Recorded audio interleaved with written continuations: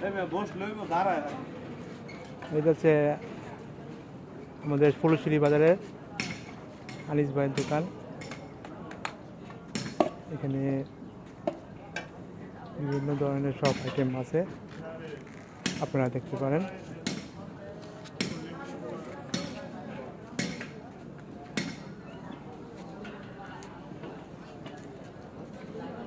অনেক ভালো ভালো খাবার আছে। এটা হচ্ছে মুন্দিয়া। হ্যাঁ, বুট কত করে কেজি এখানে?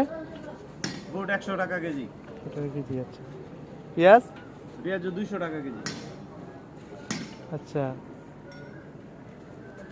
আলুর চপ? আলুর চপ 5 টাকা পিস, বেগুনি 5 টাকা পিস। আচ্ছা,